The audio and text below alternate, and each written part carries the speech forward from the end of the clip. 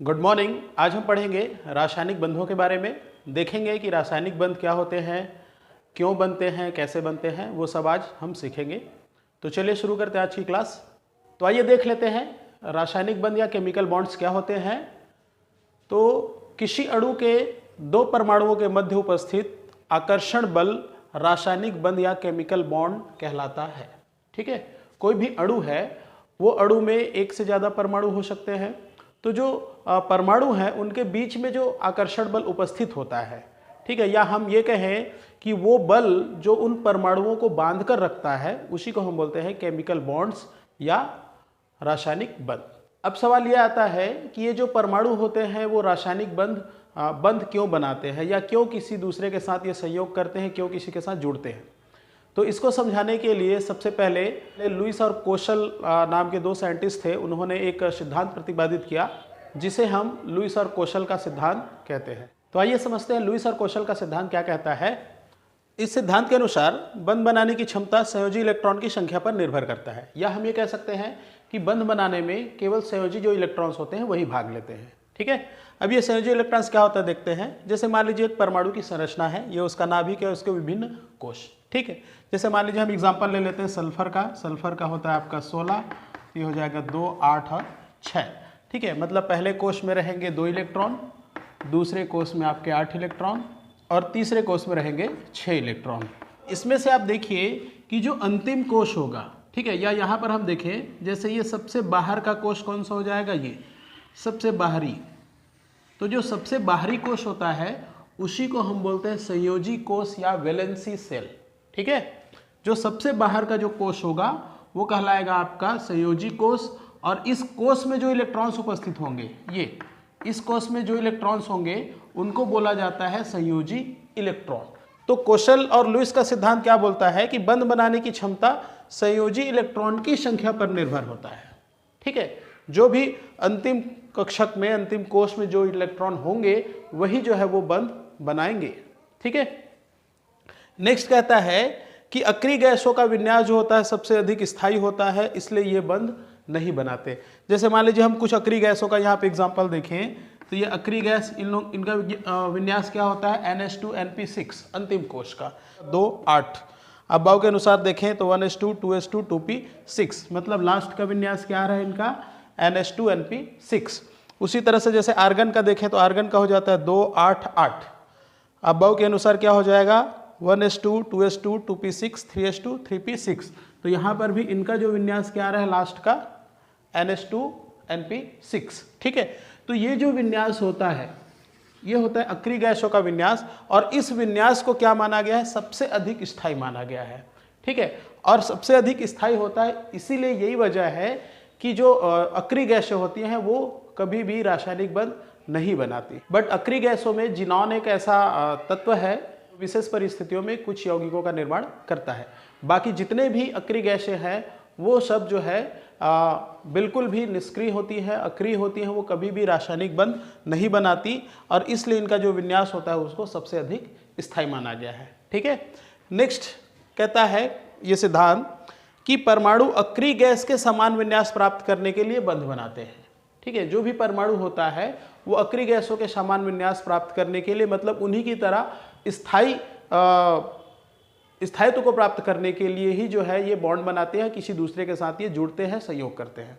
ठीक है, अब जैसे यहाँ पे हमने देख लिया कि अक्रिय गैसों का विन्यास क्या होता है, तो अक्रिय गैसों के विन्यास में हम देखें कि ये इस तरह का विन्यास होना चाहिए, NH2NP6 होना चाहिए, या फिर इसमें हम देख सकते हैं कि हर अक्रिय गैस का यदि हम अंतिम कोश देखें तो उसमें इस तरह से 8 इलेक्ट्रॉन उपस्थित होते हैं।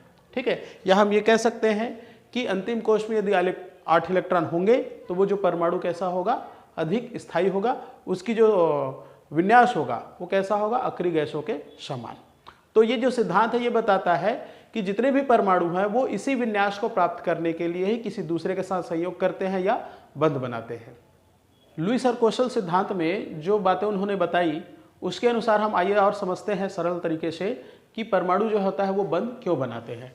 तो परमाणु जो है वो बंध क्यों बनाते हैं, इसके मुख्य 3 रीजन हैं यहाँ पे। तो उनमें से पहला होता है कि अपना अष्टक पूर्ण करने के लिए, अष्टक मतलब होता है बाह्यतम कोश में 8 इलेक्ट्रॉनों का होना, तो कोई भी जो परमाणु है अपने बाह्यतम कोश में, बाह्यतम कोश या जिसको हम क्या बोलते हैं संयोजी कोश, तो ये संयोजी कोश में 8 इलेक्ट्रॉन कंप्लीट करने के लिए वो किसी और परमाणु के साथ संयोग करता है या बंध बनाता है।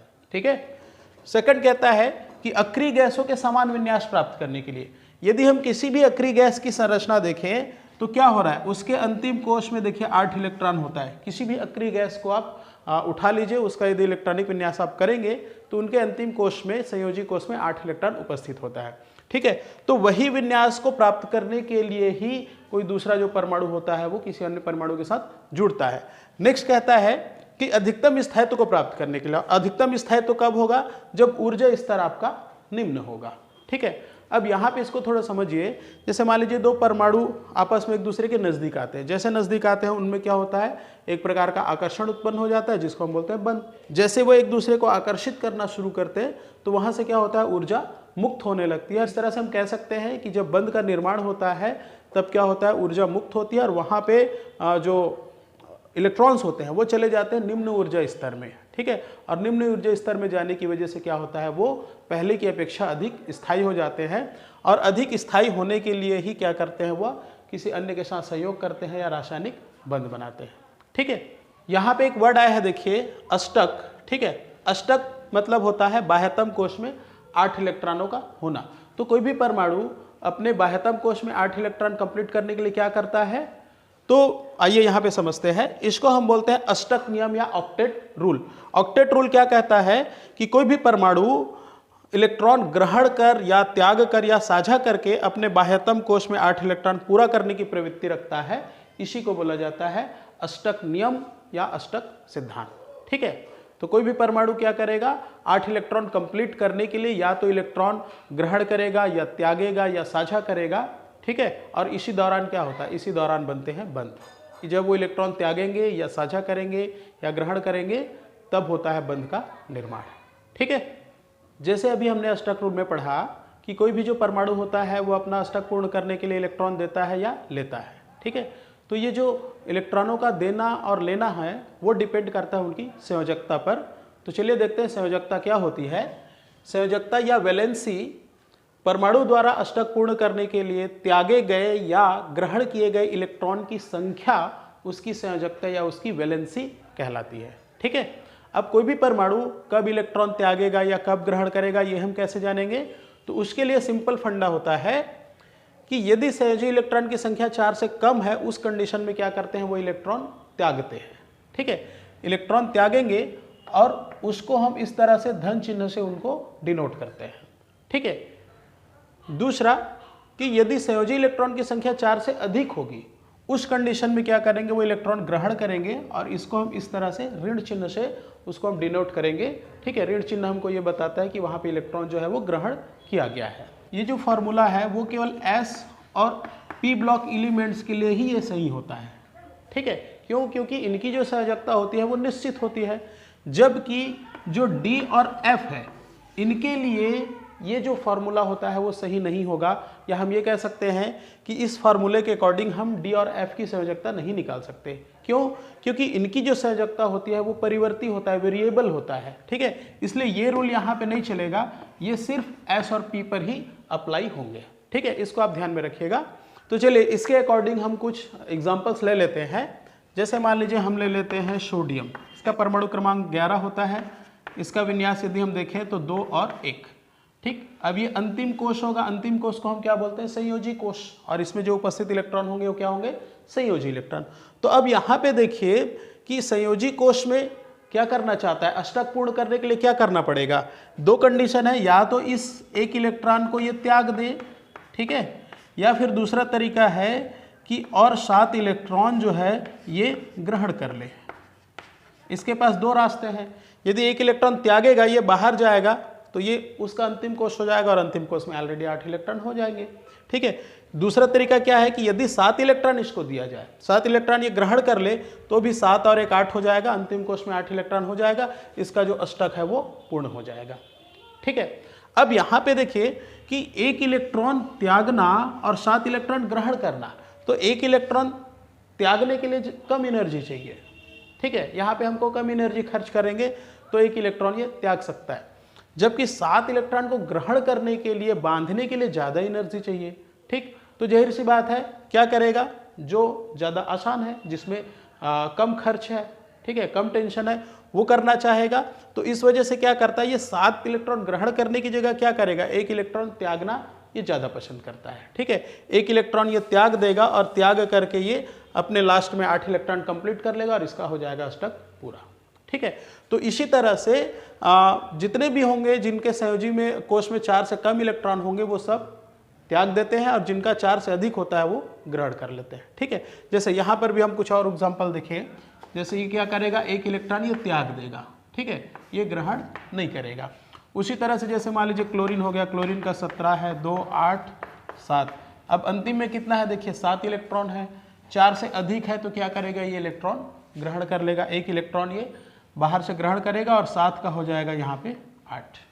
ठीक है, उसी तरह से जैसे मान लीजिए हम ले लेते हैं एल्यूमिनियम, एल्यूमिनियम का होता है 13, इसका हो जाएगा 2 8 और 3। ठीक है, अब ये भी देखिए 4 से कम है तो क्या करेगा, इलेक्ट्रॉन त्यागेगा, ये अपना तीनों इलेक्ट्रॉन त्याग देता है। ठीक है, जैसे इलेक्ट्रॉन ये तीनों त्याग देगा तो यहाँ क्या बना लेगा, यहाँ पे आ जाएगा, इलेक्ट्रॉन त्यागता है तो क्या लगता है, धन चिन्ह, तो यहाँ पे आ जाएगा धन। कितना इलेक्ट्रॉन त्यागा, 3, तो ये हो जाएगा 3+ या +3। ठीक है, उसी तरह ये क्या करेगा, 7 था, 1 इलेक्ट्रॉन ग्रहण करेगा तो इस पर एक ऋण चार्ज, कितना इलेक्ट्रॉन ग्रहण किया, 1, तो 1 ऋण चार्ज। सोडियम में भी देख लीजिए 1 इलेक्ट्रॉन ये त्याग रहा है तो क्या हो जाएगा, यहाँ पे एक धनावेश आ जाएगा। ठीक है, तो ये धनावेश एक बताता है या धन चिन्ह बताता है कि इसने 1 इलेक्ट्रॉन त्यागा है। जैसे 1 इलेक्ट्रॉन त्यागता है मतलब इसका 8 इलेक्ट्रॉन कंप्लीट हो जाता है, इसका अष्टक जो है वो पूर्ण हो जाता है। ठीक है, उसी तरह से जैसे मान लीजिए हम देख लेते हैं ऑक्सीजन का, ऑक्सीजन का होता है 8, ये हो जाएगा 2 और 6। अब ये अपना लास्ट में 8 इलेक्ट्रॉन पूरा करने के लिए क्या करेगा, 4 से अधिक है इलेक्ट्रॉन ग्रहण करेगा।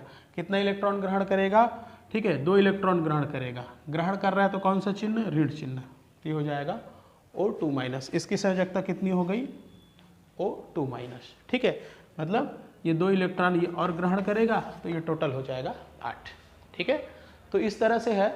और संयोजकता को समझने के लिए सबसे बेस्ट तरीका ये है कि जब हम आवर्त सारणी पढ़ रहे थे तो आवर्त सारणी में हमने पढ़ा था कि जितने भी वर्ग होते हैं, एस ब्लॉक और पी ब्लॉक के जितने भी वर्ग हैं, ठीक है, उसमें सबकी संयोजकता फिक्स होती है और उस संयोजकता जो है हमने ऊपर में लिख रखा था। तो उस चैप्टर को आप और एक बार रिवीजन कर लीजिए, आपको क्लियर हो जाएगा। ठीक है, कि किसकी संयोजकता कितनी होगी, कैसी होगी। तो चलिए इसके बाद हम आगे चलते हैं, जो बंध हैं वो कौन कौन से प्रकार होते हैं। तो आइए देख लेते हैं बंध के कौन कौन से प्रकार हैं। तो बंध को मुख्य रूप से हम 2 भागों में बांटते हैं, अंतः आणविक बंध और अंतरा आणविक बंध। ठीक है, अंतः आणविक बंध जो होता है वो परमाणु या आयनों के मध्य उपस्थित होता है। ठीक है, और ये जो होता है वो होता है प्रबल। वहीं दूसरी तरफ हम देखें जो अंतरा आणविक बल होता है, अंतरा आणविक जो फोर्सेस होते हैं वो अणुओं के मध्य उपस्थित होता है और ये जो होते हैं वो अपेक्षाकृत दुर्बल बंध होते हैं।